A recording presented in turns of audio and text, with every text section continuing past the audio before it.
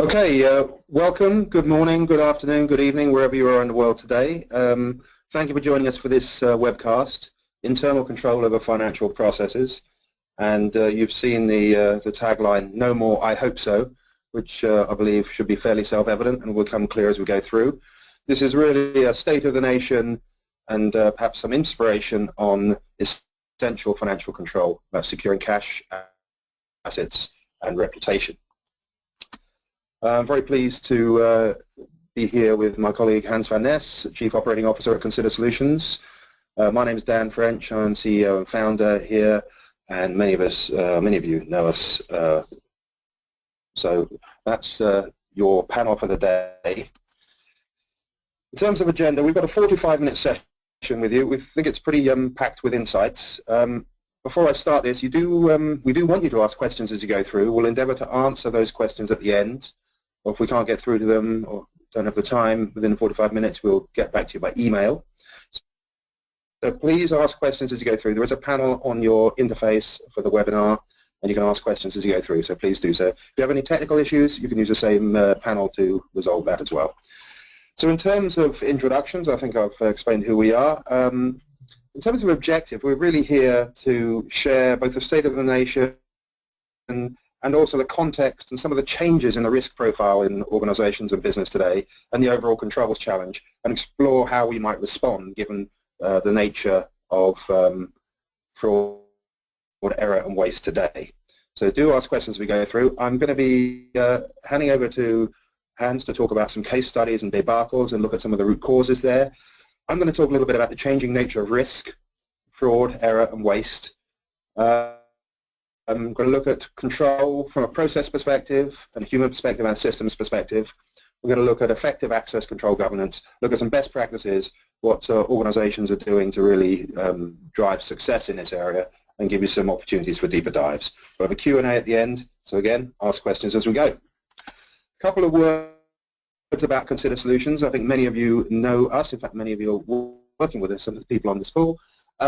We are helping our clients for the past 16 years on a route, a vision to achieve what is hopefully not a mythical state of world-class finance, where the finance function helps the organization drive better business results, reduce the cost of finance, optimize cash flow, and have better risk management. And the three areas there of financial control and compliance, broader risk assurance, and finance process optimization are very close to our heart. That's the area in which we operate, and our view of controls kind of blends these perspectives, and we found it very useful in the work we do, and I think our clients find it useful. And so you'll see some different emphasis come through as we talk through some of our observations and experiences. Working with organizations around the world, predominantly in Europe and North America, although some further afield. We recognize some of those names, so I need to say no more. It's always nice to share a bit of context from one of the big four, and so today we chose KPMG. It's be fair in our attribution of these things. It's kind of interesting to see the kind of the balance and shift in investment in the various elements of the world-class finance function. And I think for the purpose of today's conversation, it's particularly relevant and apposite that in the last decade, the investment in internal financial controls was absolutely enormous, and we know why that was. It was the accounting scandals that drove the regulatory changes. But what's interesting about that, and if you look at the way it was before and the way it is afterwards, I think we all agree that sort of overemphasis on controls almost to an extreme level tipped the balance too far, and I think in some respects we're paying the price for that later on. Some organizations decided to step back a little, but in general, if you look at the right-hand side of the chart, organizations have optimized their financial controls, they've automated, they've focused on entity-level controls, reduced the number of controls they're testing. The cost of financial operations continues to be driven down through automation, integrated processes, ERP, and shared services. And that continues to be a case. And the largest investment looks like now it's moving into the area of financial performance itself. And if you think about the three areas I discussed on the previous slide, control, performance, and operations, it's very, very close to what we've just been alluding to. So the goal now is to have a healthy balance between risk and value. And that's the world we're in, and that's the world we want to support. So financial controls has to be highly effective and very cost effective. So in terms of just an introduction to some topical issues, it's a recent experience we had in Consider Solutions. This is the first experience I've had personally of this particular type of fraud event, and it's certainly around the world expanded massively in the past 18 months. I know most of the large organizations I speak to have had a fair bunch of these. It was kind of ironic that we're just preparing for this webcast. This was the 5th of October, and I walked into the office and our CFO had this email. And it is a business email compromise looking to somebody pretending to be me, trying to get a conversation going to get a international bank transfer going as quickly as possible. Now when you look at this, you can see some nice social engineering. So these are not just, these are not the old style email scams. These are quite well done. On this screen you can see that the email address, my email address, is an interesting one. It's obviously not mine. But when it came into Steve's email inbox, that wasn't obvious. It just looked like it was from Dan French. So his initial reaction, it was from me. This is just one example of where we have a shift in exposure, and I know that Hans will talk later. There's a massive impact of this kind of fraud attempt. But by way of introduction, I'll leave it there. I'll hand over now to Hans van Ness to give us a few thoughts on some case studies and experiences. Hans? We've selected 5 case studies for you, and I must say it's just the tip of the iceberg. There are many, many cases around, some well published, some less known, some completely hidden and only talked about in the corridors or over a glass of wine. The 5 we've selected are not to, again, put the highlight on the organization where the mishap did occur, but just to show you a few of the different root causes that are under the various scams and mishaps, and that can help us to think about organizing our controls better. The first one actually happened a few years back, but came back into the news because the culprit at hand, the senior buyer from the supermarket chain, is now in court answering to his £5 million in corrupt payments activities. Quite interesting, well engineered. The senior buyer informed his management that he thought the supply chain for the potatoes could be better organized by giving him the power to act and to optimize the number of suppliers. Well, he found one, and he worked with the senior manager from that supplier to inflate the prices artificially, so not good for the customers. And in return for that, of course, he got money. Typically, what you would see is that, if you take the keys out of this is giving all power in one hand and applying no oversight as the 2 main risks that happened here.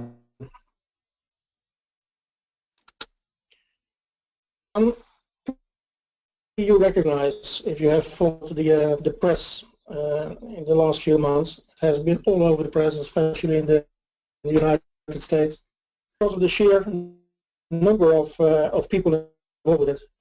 Well over 5,000 employees have been creating fake unauthorized customer accounts without approval and transferring funds between those accounts. And they were triggered by that because they were rewarded by one of their KPIs on opening new accounts. So if you summarize what happened here and what led to $185 million of fines, is that an undesired KPI triggered undesired behavior. No 4I principles were applied, and again, no oversight was applied. Dan gave an example of the business email compromise that hit us as an organization. Those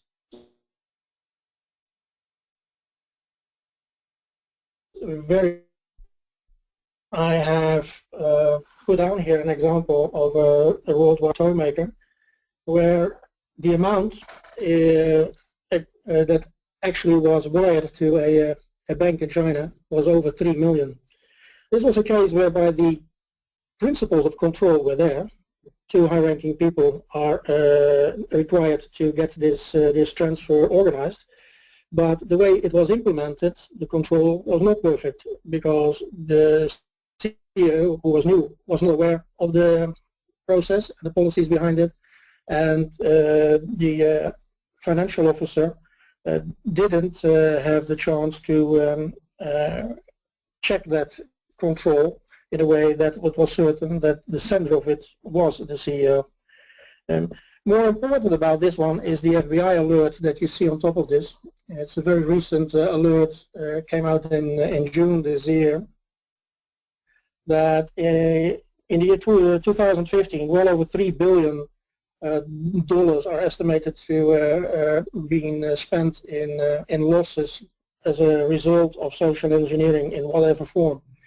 And the observation that the FBI made that it is as well in big companies, in small companies, it is not only when dealing with third world countries or whatever, it happens everywhere in every state. Completely different one, and this one I would say is physical opportunity makes the thief situation, whereby an industry firm making machineries that are implemented at customer sites have sales engineers that make sure that the machinery operates well. A specific service engineer ordered massive, repeatedly spare parts for his customers, and it went unnoticed that he put his spare parts in his own garage and sold them off on eBay. The reason for this is because there is an incomplete process control. Normally you would have a control that says you have a purchase order, a good is delivered, and an invoice, and they all match up and everything is safe and secure. But in this case, a part of your process chain is not visible to you. It is with the customer, at the customer side. So incomplete process control and a process chain outside of your visibility are the reasons why these risks happen. And last but not least, maybe to show you that unpleasantness happens in all the ranks, we had a financial controller here who used the situation that there was an incomplete control on the leavers in the organization, so employees that left the organization or went into pension. The user access credentials remained, and this person used those to create fraudulent activities, and is now charged with theft and false accounting legal actions. No levers control, no 4 eyes principles, and again, no oversight. And you would think, well, does this happen to large organizations only? Well, absolutely not. This is a recent article from Business Matters, focusing on the UK only, where per year an estimated £260 million of fraud is unreported by small and medium enterprises. Why unreported? I think first of all, shame, not to publicize about it, put it under the carpet, as to say. A lot of situations where there is no recuperation possible, so better write it off and silence it again. And last but not least, sort of accepted business risk, which is a bit worrying, of course. If you now analyze those case studies and debacles, and you would try to come to some roots and causes around it, then the list of elements stated here always are in play with every debacle, some more than another. It starts with the tone at the top. Maybe the senior management says, yes, we have to check and balance everything, and that is fine, but then they delegate it, and the tone at the middle becomes, yeah, yet another admin burden for us, and then business must be speeded up, so copy and paste and go to the next level. sometimes there is no policy, or if there is a policy, nobody knows, it is not visible. And when nobody owns a situation, then everybody can do the things as they think best for their own agenda, as we have seen in some of the examples.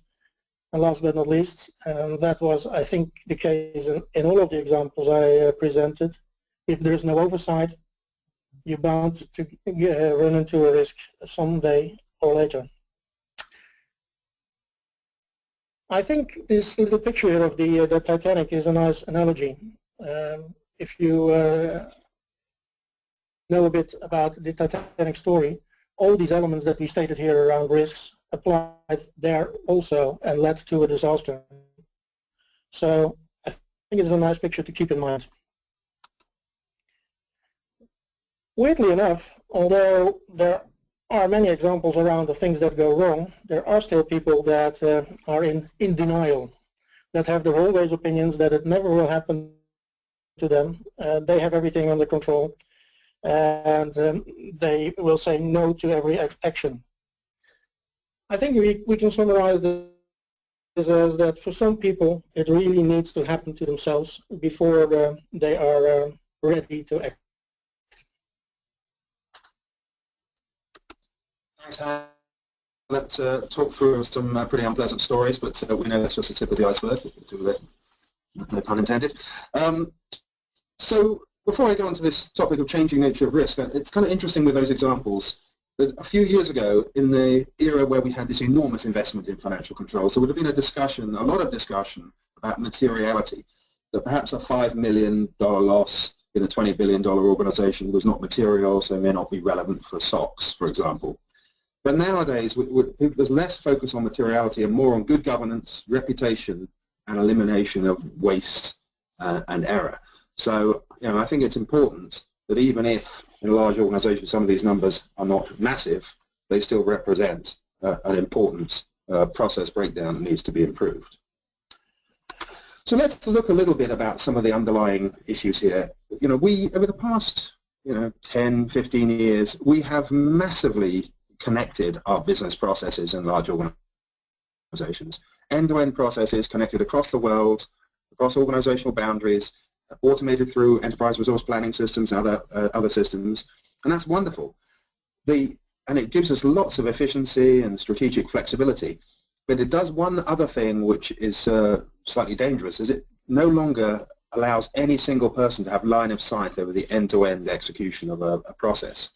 So, for example, a supplier in Indonesia, there may be a purchase order made in Australia, which might be approved in South America, products delivered to a site in North America, and invoicing, payment, and settlement reconciliation all done in a shared service center in Eastern Europe. But no one person can see the whole process, which does give us a big responsibility to ensure we have the appropriate controls and process augmentation to make sure that that all does work as expected. On the left-hand side of this chart, you see the ACFE, the Association of Certified Fraud Examiners, continues to observe that the typical organization loses the equivalent of 5% of its revenues to fraud and waste and error each year. Now, although they're fraud examiners, they do accept this 5% is not just fraud, it's fraud, waste, and error. That's still a massive amount of money. And the really interesting thing is that number hasn't changed much over the past 5 to 10 years while we've been implementing all these amazing processes and controls and systems. So we've got to think about that. I mean, we've got to think about, is it fraud, is it corruption, is it error, is it waste? Whatever it is, we have a lot of process wastage. Bottom left-hand side, you see the PwC survey, which indicates pretty clearly that in the fraud world in businesses, by far the largest is the asset misappropriation, and Hans gave an example of that. Of course, simple error is still a critical issue, and there are ways we can minimize the chances of that. And you'd think with all this wonderful technology we've implemented by now, that our cost of audit and assurance would be a lot lower than it used to be, but there's no chance of that happening anytime soon. So we've got some, an interesting storm of things going on here, which we're continuing down this road on.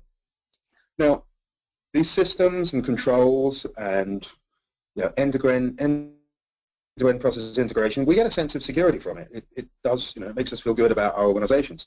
But is it a full sense of security? So those of you who have attended any of my presentations in the past will recognize this photograph because I will get it inserted into a presentation, and I like it because it's such a good metaphor for what's going on in our world of control and assurance. So this is the entrance to a parking lot or a car park, and people from the street drive in. You can just about see the parking barrier in the middle of the picture. You drive in, you swipe your employee identification card, opens the barrier, you drive through. Same thing happens in the evening, and everything's great. And every 6 months, the barrier service company turns up and they validate it, they test it, and they prove that categorically that barrier works as designed 100% of the time. So the control is working perfectly. And it's easy to be lulled into a full sense of security by that. It's only when winter approaches and we see the tire tracks in the snow, we realize that's not the full picture. So we've got to be always aware and vigilant for the tire tracks in the snow around our business processes, around our controls. And in terms of managing that risk and controlling that risk, we have this view. I think in every organization we know what should happen in our core business processes. We have the charts, we have the business process models, we have the documentation, the procedures and policies. The challenge is to work out what actually does happen, if you like, these tire tracks, and minimize the delta between those two things, because if the delta is significant, it has a massive impact in terms of inefficiencies, in terms of compliance risk, in terms of all sorts of rework, audit issues, and so on. So our goal is to try and get what should happen as close as possible to what actually does happen. Well, that's all very well, and that's systems and controls and processes, but then we get involved, and human factors confuse as ever. So when we join the organization and we get additional responsibilities, we move through different functions, we get access to these systems and processes, and we get promoted, we get delegated authority, we get special privileged access, and we move around, and eventually we might leave the company. But during this process, we accumulate access rights to our various systems, and again, this gives us another set of tire tracks, if you like, that are unhealthy. So unless we have a very well-defined process, it's very easy for our longest-serving staff to have the ability to do all sorts of things we didn't necessarily expect them to do. So when you think about assurance and control over processes, I like this picture. It's a COSO picture. It's a simple hierarchy of the financial accounts at the top. We want to make sure the accounts are right and fair representation of business, and those accounts are fueled by business processes that drive revenue, processes that drive expenditure, reconciliation, fixed assets, the whole thing. And those are supported by applications, and applications then underpinned by technology. And it's just a useful way of thinking about, when we talk about our controls and we talk about our processes, it's good to think about this relationship and where these controls need to sit and what they're really protecting us from. So if we go into some detail here, I mean, the essence of financial control, the number one pillar of assurance, is this idea of segregation of duties, which is so much common sense and obvious, it almost it's not worth describing, except that it is so important and it is overlooked so often. This idea of avoiding conflicts of interest. We all know the idea that you shouldn't be able to create a vendor details in a system and also pay that vendor, because you could easily be setting up to pay your brother or sister. But this is a nice little matrix to show the general 4 areas that you want to separate or segregate in areas of financial relevance. Everything to do with cash, assets, and so on. But of course, Hans showed earlier that there is not enough just to have your duties segregated. You've got to have very clear control over your joiners, movers, and leavers in that previous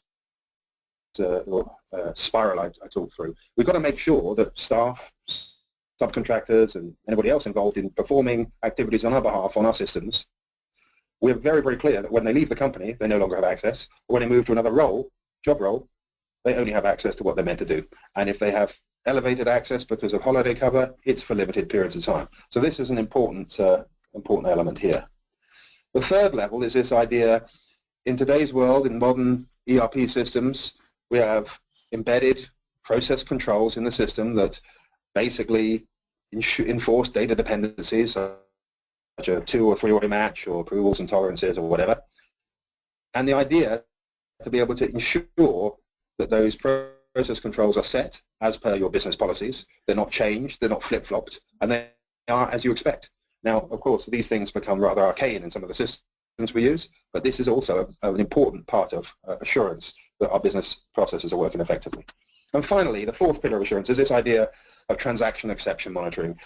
Rather than purely just making sure the conditions are right to secure the processes, it's this idea of you've got to look at the tire tracks as well. Look at the tire tracks in the snow to look for exceptional outlier process execution, where it's unusual, outside policy, is a particular purchasing example which we can see is inappropriate. It was a particular revenue recognition issue at the transactional level.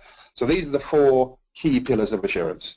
Now, wherever you are on those four, it's certainly important for every organization to get a sense of where you are in terms of maturity in this. So to get a sense of where you are and a sense of where you aspire to, and it's not necessary that everyone needs to aspire to the highest level of optimization, but it is important to be brutally honest about where we are today and where we want to get to, and use that as a discussion amongst management to ensure that your efforts are well placed.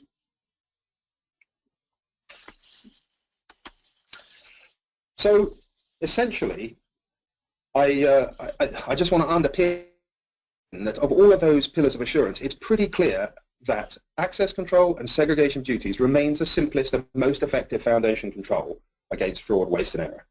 And although it's the simplest and most effective, there are complexities and there are reasons why sometimes we won't manage it as well as we should. But it's critically important to remember that is the simplest and most effective control. So this is an opportunity for you to get involved. I hope you're asking questions as we go, but we have a little poll for you, just a pretty simple question. Want to ask you whether your organization, does your organization have a well-defined access control and segregation duties management policy and process? And the options are for either press 1 for a well-defined and governed access control policy, 2 for just a defined one, which perhaps might not be as well governed as you might expect, or 3, there's a policy but no clear ownership, 4, there's no clear policy, or 5, you don't know. So please give it to your best and keep on, please, yeah. I'm not going to let you go until you answer the question. So I'm watching you now, this 40%, 50% of you. I hope it's not too hard a question. I think you know. If you're embarrassed, nobody can tell who you are. Nobody can hear you scream. Please, how are we doing? We've got, okay, 5, 4, 3, 2, come on, the last few of you. What do we have here? So we have then, okay, we have the majority of you, 42% have defined policy and process, but you have some issues perhaps with governance, and then a reasonably similar level between very well formed, well governed, which is excellent, and people with policies with no clear ownership. And a couple of you don't know, that's fine. Okay, so well, that's useful, and hopefully you're all going to get value out of this. So let's talk about controls and processes in systems with that in mind. So we know segregation of duties remains the simplest and most effective foundation control. We know most of you on this call have segregation duties programs in place, but you have some concerns about them. So let's just think about the process point of view. And from this has always been the same since way before computer systems. When we gave someone a job, we give them a responsibility, a set of tasks, some procedures and policies, and measures of success and authority to get the job done, and some things you can do and things you can't do. And we always embedded segregation duties in this. It's been long before we had computer systems. It was a part of the accounting profession and a logical management technique. So giving the job, people are pretty clear about segregating those duties. From the systems point of view, things get a little bit more complex because we have to give people system and data access to do the job. But most systems have, each of us might have a user ID, and these systems have transactions and functions and forms to do the activities we need to do as part of our job. And obviously, these collections of these activities are allocated to users so they can perform what's useful and hopefully in a segregated way. But of course, our systems are more sophisticated than that, so most modern systems these days have this concept of a permission or a role or a profile which aggregates these access to transactions or functions, basically, usually typically based on job roles. So you can allocate a broad job role profile to a user. Now that's all very good. It just means, whilst it makes it easy, much easier to allocate responsibility, it starts to disguise some of the detail of what that responsibility is from a technical level. So systems, whilst they're making our lives simpler from a business process end-to-end point of view, they're kind of adding some complexity under the covers. So do we really know what authority and scope we're actually giving to our staff? We've got business process changes going on, organizational unit changes, underlying technology changes, role changes, and all the rest of it. So do we know necessarily what our accounts payable people actually have access to do? So that's, you know, that's a bit of complexity. And the irony is it's not even getting any simpler. There was a belief at one point, not too long ago, that we'd have one large ERP suite which would cover everything. We'd have one identity, simple functionality, and we'd...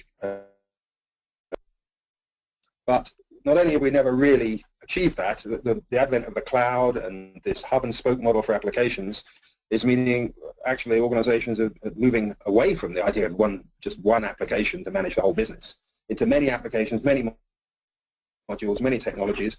And if you think about that user, transaction, role, relationship,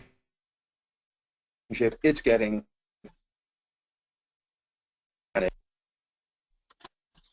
Oh, that's some thoughts about why it's complex, why it's changing, why the risks are more pronounced. I'd like to hand over now to Hans to talk a little bit about recommendations for effective access control governance. Hans. Thanks, Dan. Well, first you have to start applying a program for around your access control governance. But there are quite some hurdles to take there. There are a lot of reasons for people not to initiate in this kind of access control program. And that's a bit weird because the evidence that we've shown in all the examples, the case studies, and the underlying Titanic analogy of that should be enough to get started. And I must say there are pragmatic ways in all these elements that are presented here as blocking measures that can help to implement it in a very efficient way. Once you've overcome the fact that you need to start, or you've already started but you are not happy with the way it works, you have to analyze why. And we've listed here the most common elements why programs are not successful or not bringing the value that are expected.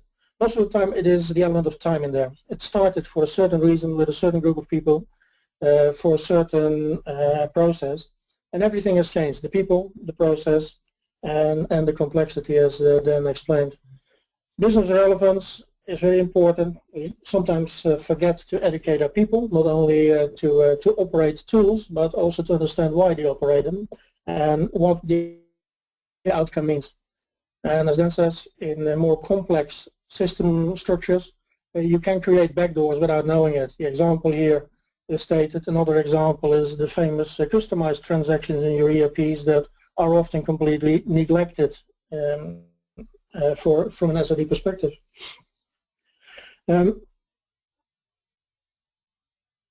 It is time to revamp, I think, is the way to summarize this. And if you want to revamp, the first thing you start doing is apply a reality check. Not going blindly into the situation that we have to address each and every risk in an organization, but think which risks are worthwhile going after. Think what elements you can control and what not. So where do you have the physical line of sight over the tasks or not? Also start thinking about the size and volume of a risk. Is one risk happening per year for 10 million more important than another risk happening 1 million times a year for $1 or euro? Less important. Things you have to put a reality check on and weigh them against each other.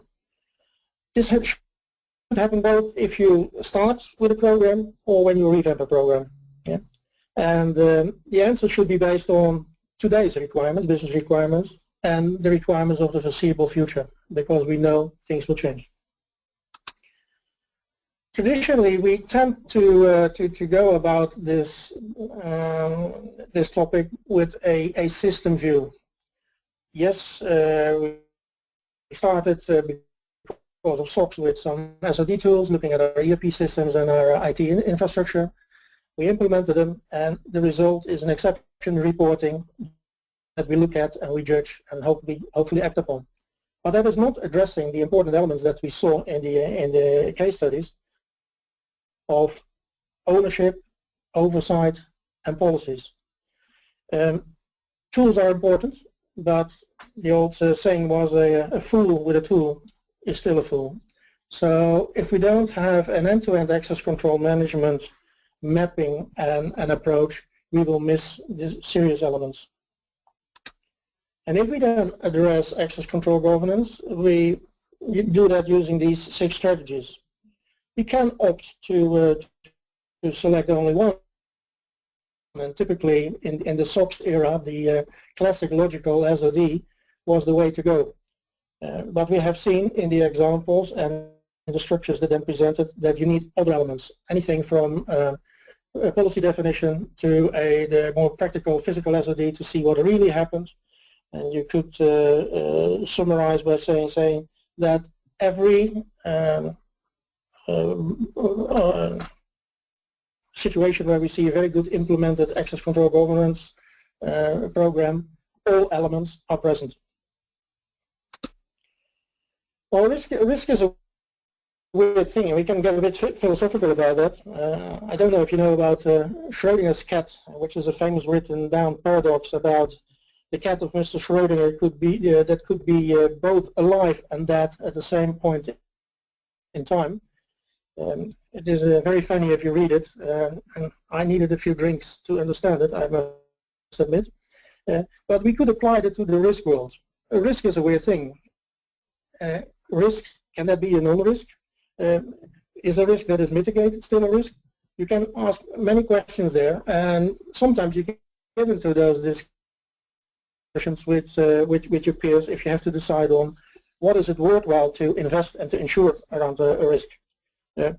Mind you, if we step into a car, we are insuring ourselves for the risk that might happen. Yeah. Maybe we should apply the same to the SOD world. We can help you in setting up a access control governance program in a successful way by using this framework.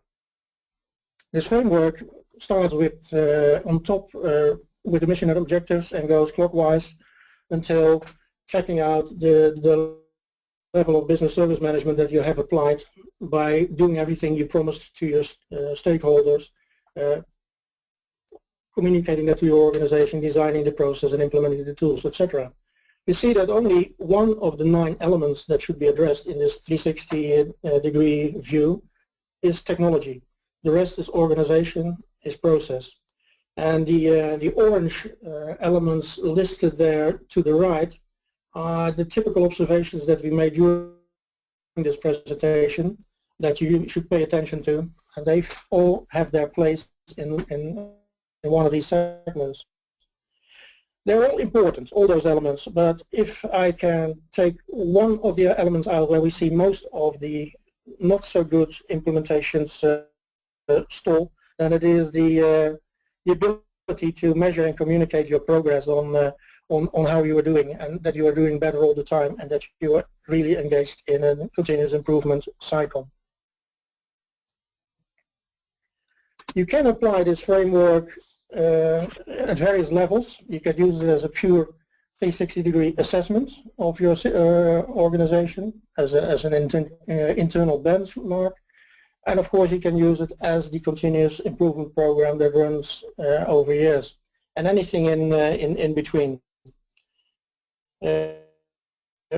You should apply it, and we will always suggest that it should fit your organization's needs and specific risk situation. Thanks, Hans. It's time for you to get involved again, everybody. Do keep asking your questions. Don't stop. We have an online poll for you, second poll, and I think this is the last one of the webcast. But wherever you are in your process, whether you're starting out, whether you're trying to sustain or optimize your access control and SOD governance initiative, or trying to extend it into new areas, what is the biggest impediment you have in that? So number one, lack of stakeholder alignment. Number two, lack of a clear plan. Number three, the complexity of organization structure and controls. Number four, complexity of applications, the landscape, volume of them perhaps. And five, lack of access to effective access control or segregation of duties technology. Can you please indicate the one of those options which most reflects your situation? If you could do that now, I'd appreciate it. And as I say, this is all anonymous, and nobody's going to know. But what we'll give you is the assessment of the full audience. So I'm going to give you a few more seconds to work on that. Please, you've got 5 options. If you can't work it out, you can close your eyes and press a button, but that's probably not very helpful. How are we doing? We've got about 50% of you, 60%, 60, so 70%. Come on. Oh, you're moving. Come on. You know you want to get there. Let's get to 80%. There's always 20% of people that have trouble getting to the keyboard. Okay. 5, 4, 3, 2, 1. Let's have a look. Let's see what we've got here. So, interesting. The most significant impediment to you is by far the complexity of organizational structure and controls in the organization, which is very interesting. And there's a number of things you can do about that, but that is by far the largest inherent impediment. Second largest is the complexity and volume of the application landscape. Third is lack of a clear plan. For a few of you have a lack of stakeholder alignment, but fundamentally it sounds like you're struggling with the sheer complexity of the organization, and that there are some tactics you can use to deal with that, but I think that's very, very useful. Good feedback. Thank you for that. So I will hand you back to Hans to talk about some best practices that might actually help you. And I would just come back to that last issue, the complexity. I would ask you to reconsider that framework that I showed you, or that Hans showed you, the pentagon with the 9 in, because if you have some of these challenges, that will help you do it. So, best practices and deeper dives, Hans. Thank you. We have derived 3 best practices that we have seen working well for organizations. They focus around 3 different views on the whole matter. First of all is to assess the maturity and be honest to yourself in this using this pentagon framework to see where you are, how mature you are really, where the gaps are, and map that to the end-to-end critical access management process that you're addressing. And if you then share that with your stakeholders, both your technical stakeholders and your financial business stakeholders, then you at least have a consensus of where you are. We often find that if you ask 4 different persons in an organization from 4 different angles of the business, that you get very different answers and very different opinions on how good, how bad the things are, and even if you're talking about the same things. The second best practice that we suggest is to do a risk-based assessment, gap analysis of your end-to-end critical access management process. So map out the whole end-to-end business process, the risks involved, and address things like who owns it, who executes it, who processes it, who reads the results, who is doing oversight or not. And based on that gap analysis, you see your weak and your strong points. You're doing, in fact, an SOD business risk health check in this way. And the third one is take this end-to-end process management approach, take the map that you've created, and make sure that ownership, accountability, and education is addressed, applied, and regularly checked and updated, and that you monitor on frequency, volume, and the business value of what you're doing, and it's said there intangible between brackets, and that is addressing what Dan said before, the fact that reputational damage, your reputational risk, is often often far, far bigger than the pure financial risk. And last but not least, automation are deemed relevant. There are many tools around now that can help you there in very many aspects. They can address very complex environments. They can address various organizational variants. So use them, but only use them for the things that you agreed upon. A deeper dive to that is logical. You could do a maturity assessment workshop. We could help you there and gladly help you with that.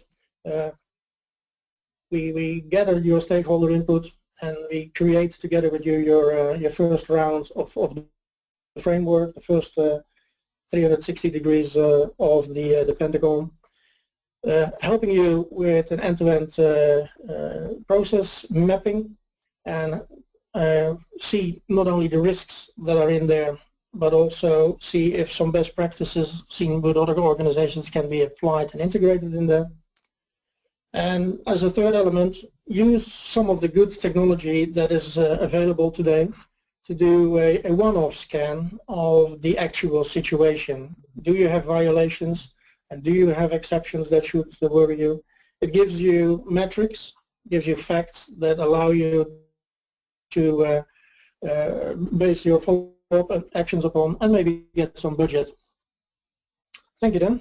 Thank you, Hans. That's a very helpful talk through some of the best practices and considerations. So this is what we talked through. We're coming to the end of our time. We need to have some questions. So I'm going to take a couple of your questions now. So let's have a look at what you've asked here. Some good questions here. There's actually even a question asking whether we actually fell for our business email compromise scam. No, we didn't. We got that. But anyway, something more relevant to the topic. We have multiple systems, no single ERP. How do we address the access control SOD issue?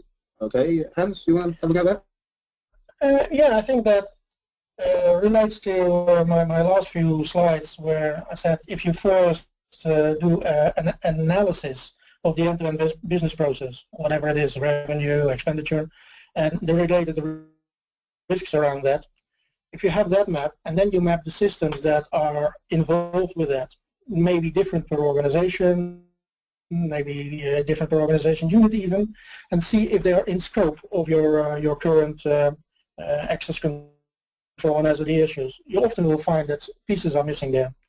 And then apply the tools available that can help you there. There are tools that do enable you to manage access controls across and between all the applications that you have, even if they are old legacy applications that you built yourself. So it's not as such the technical problem that is the challenge. It is the risk prioritization issue that is the challenge. If you know which risks are important enough to guard, then you can implement it with the technology available nowadays. Okay, thanks, Hans. I'm going to take one more question because I think we're out of time. But this one is: our SOD program has slowed, and it is difficult for us to get ownership for these risks. What do you suggest? Well, I'll go this. I mean, it is SOD programs that slow down, and lose impetus is a bit of a common problem. And my observation, working with lots of organisations around the world, is I think in some cases, after the initial get clean of the initial remediation of SOD issues, management sometimes assume the job is done, and that's because it's not always clear that this isn't really a project, it's a program, a new process you've got to implement. Again, going back to Hans's Pentagon, you need to think about the process you're implementing. So I would consider engaging a discussion on the risk control outcomes that executive management want, probably, and use that success framework, the Pentagon, to help drive a facilitated discussion or a workshop to get consensus. You know, then if you can get consensus and agreed approach, agreed implications, that's a good outcome, even if it means they don't want to progress too much further, but getting consensus is a key thing. But I do believe the reason it slows is management think it's about it's a one hit, let's get the stuff clean and then let's forget about it. And actually it's implementing a new process in your organization. I'm conscious we have slipped over our time. If we've got other questions, we'll respond to them by email. If you have questions which are on the tip of your tongue or the tip of your fingers, you haven't yet asked us, please send them to Emma, who's organised this webcast, and she will make sure we collectively answer them in the best possible way. She's at etaylor@consider.biz. Thank you all for your time. I do appreciate you taking 45 or a few more minutes and 45 minutes out of your day. Hopefully it's been useful. Hopefully it helps you answer the question, is it still I hope so? Thank you very much, and